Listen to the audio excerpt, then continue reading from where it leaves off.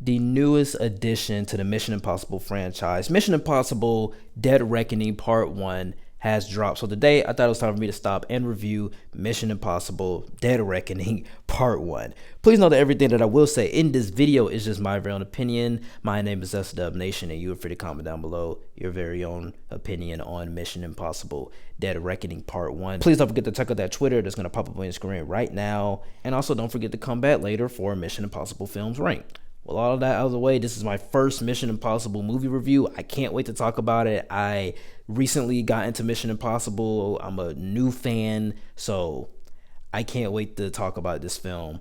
With that being said, let's get right into our review. And we cannot escape the past. Ethan, this mission of yours is gonna cost you dearly. So I heard Sean Chandler call this movie fantastic. I've heard a review saying it's one of the best Mission Impossible films, if not the best. John Campea even said it's the best Mission Impossible film and his second favorite film of the year. Me, I have a different problem. So with that being said, let's move right into the good.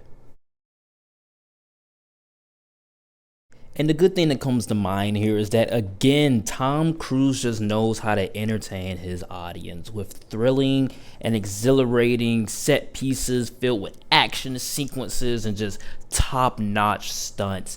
All of it looks real, all of it is practical, and it just provides you with a cool experience going into the theater. Every action scene in this movie builds upon itself, but it also feels greatly consistent with the rest of the franchise from 4 to now. I saw this film in 4DX, and yes, this movie provided a low-key roller coaster ride for me. I have never done 4DX before, so this is really like my first time ever stepping into it, and I really want to talk about that experience a lot. I mean, it, like I said before, it felt like a roller coaster ride.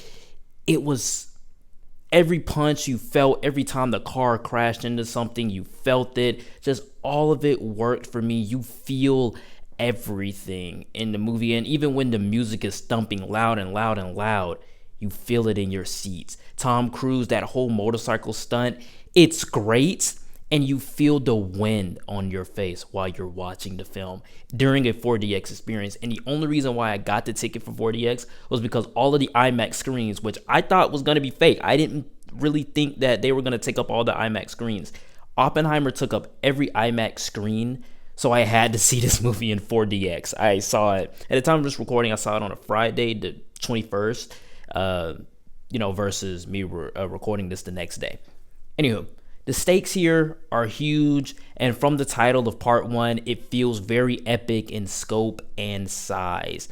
The threat here is also personal as well as global and scary with the idea of AI. I think that's an interesting story that you can make a whole paranoia film out of. And I think watching shows like Secret Invasion, who used the AI algorithm to create an intro for their show, in the year 2023, the fear of AI taking over is so resonant to this day. You know, like I said before, it provides some nice paranoia, which is exactly what you want from a Mission Impossible film. I mean, if we have a spy film or a secret organization film, you would want to have a little bit of paranoia into the mix. Hayley Atwell is a wonderful addition, very different character than what I've seen of her before. You know, I've seen her mostly in the MCU as Agent Carter. So in this film, it was kind of refreshing to see her not be the damsel in distress, but also kind of be like a thief character that's not always righteous along with Captain America. She has a gray area in there. She's just working for herself, and she's trying to get by on her own. Now, Rebecca Ferguson, she's always great as Isla, and Pon Klementieff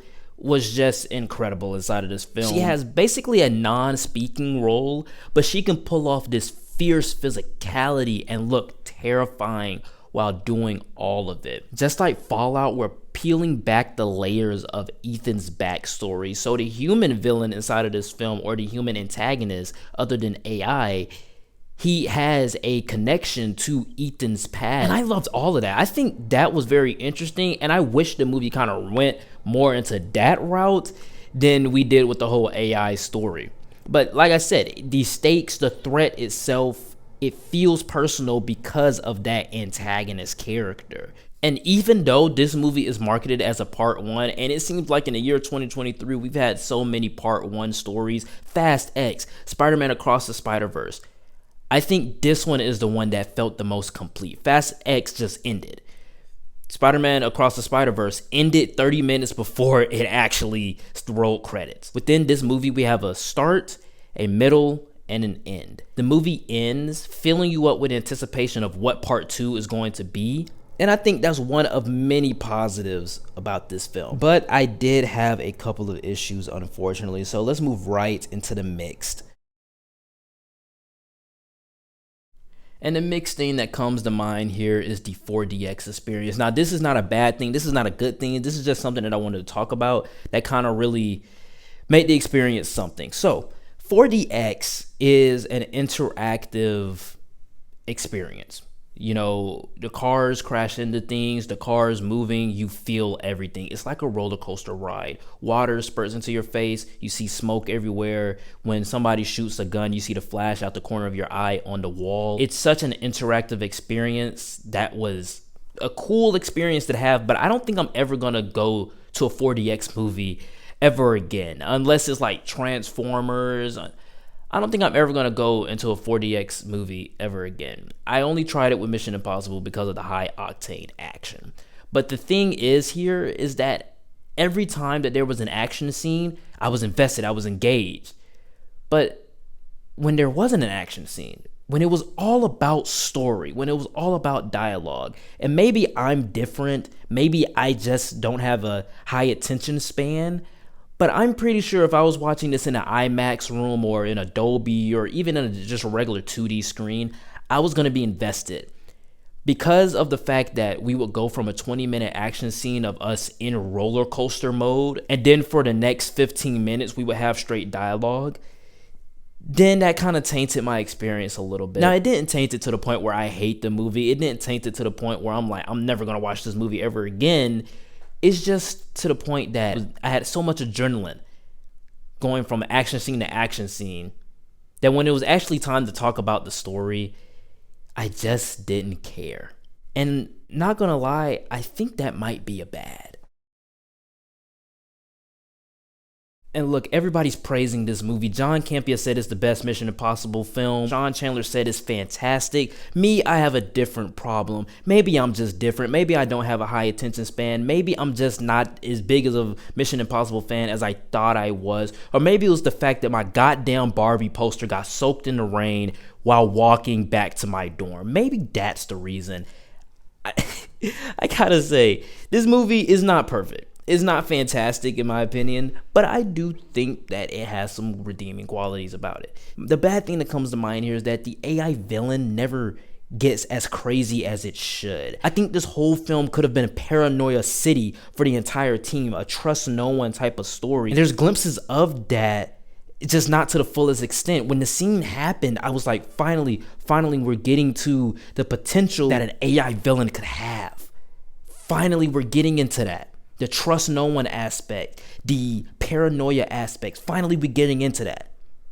And they never went back to that again. I'd say the story was weaker here. To be honest, they distract you with thrilling, high-octane action. That's all great. That's fantastic. To excuse the fact that the story isn't really that great.